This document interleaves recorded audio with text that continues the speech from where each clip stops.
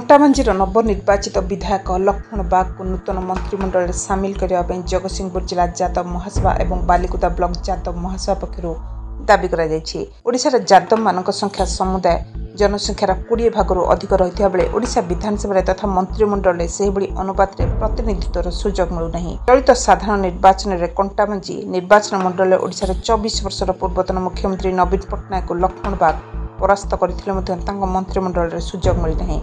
तेणु मुख्यमंत्री एप्रति दृष्टि दे खूब शीघ्र विधायक लक्ष्मण बाग को मंत्रिमंडल सामिल करने बालिकुदा ब्लॉक यादव महासभा सभापति बाबाजी चरण दास, उपसभापति शरद चंद्र दास, साधारण संपादक कार्तिक चंद्र बेहेरा, प्रफुल्ल बाहालिया, विष्णु प्रसाद दास, फकीर चरण दास, चित्तरंजन दास, जगतसिंहपुर जिला युव यादव महासभा सभापति आईनजीवी नरेश दास, संपादक सुकांत दास, कोषाध्यक्ष प्रणव दास, उपदेष्टा सुभाष चंद्र बेहेरा, उपसभापति शिवप्रसाद बेहेरा, सुनील कुमार माटिया, म्युनिसिपालिटी युव यादव नेता आशीष कुमार मानिया, बिरिडी ब्लॉक सभापति लक्ष्मीधर बेहेरा, सुनील परिड़ा, रघुनाथपुर ब्लॉक सभापति रवीन्द्रनाथ बेहेरा, भंजकिशोर बेहेरा, कमलाकांत परिड़ा, तिर्तोल ब्लॉक यादव नेता संतोष दास, बाबुली दास प्रमुख दाबी करछन्ती।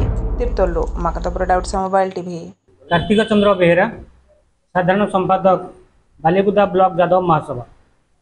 आज आम बालिकुदा ब्लॉक यादव महासभा और जगतसिंहपुर जिला यादव महासभा तरफ आज एक प्रेसमिट माध्यम माननीय ओडिशार मुख्यमंत्री को निवेदन करुचु जे आम जातिर यादव संप्रदायर जे कंटाबांजीर नवनिर्वाचित विधायक लक्ष्मण बाग को नूतन मंत्रिमंडल रे सामिल करने एथिपाई आम आज जगतसिंहपुर जिला यादव महासभा एवं बालिकुदा ब्लॉक यादव महासभा तरफ माननीय मुख्यमंत्री निकट निवेदन करुचु जे ओडिशा रे 40 लाख ऊर्ध्व यादव संप्रदाय रही बेले राज्य सरकार जे यादव मान प्रति वैमातृक मनोभाव नहीं जे यादव मान को अवहेलित अवस्था रखिंट यादव मान प्रति जे सेमती आखिदृष्टिया कार्यक्रम करा जाउ नहीं किंतु 2024 मसीह आमर ए यादव संप्रदायर 4 जन यादव भाई जे विधानसभा को नवनिर्वाचित भाव में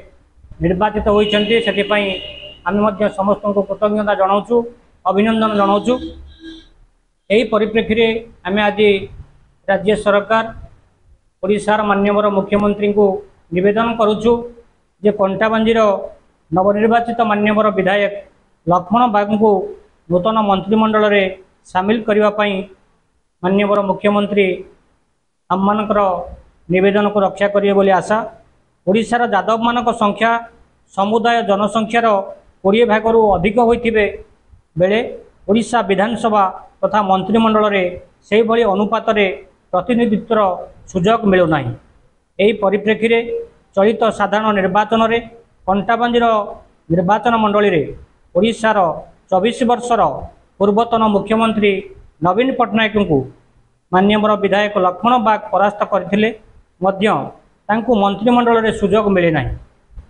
तेणु आम माननीय ओडिशार मुख्यमंत्री एप्रति दृष्टि दे खूब शीघ्र माननीय विधायक लक्ष्मण बाग को नूतन मंत्रिमंडल में सामिल करने जगतसिंहपुर जिला यादव महासभा एवं बालिकुदा ब्लॉक यादव महासभा तरफ आम निवेदन करुचु जे कंटाबांजीर माननीय विधायक लक्ष्मण बाग को माननीय मुख्यमंत्री तांकर नूतन मंत्रिमंडल में सामिल करन। नमस्कार, मु शरद चंद्र दास, बालिकुदा ब्लॉक यादव महासभार उपसभापति। आज प्रेस मीट माध्यम नवनिर्वाचित बीजेपी माननीय मुख्यमंत्री श्रीजुक्त मोहन चरण माझी को निवेदन करने को चाहूँगी। आमर सारा राज्य में 40,000 संख्यार यादव संप्रदाय अच्छा। आज नूतन विधायक भाव में 4 जन ओडिशा विधानसभा को जाइछन्ति। सेथिमध्यरु कंटाबांजीर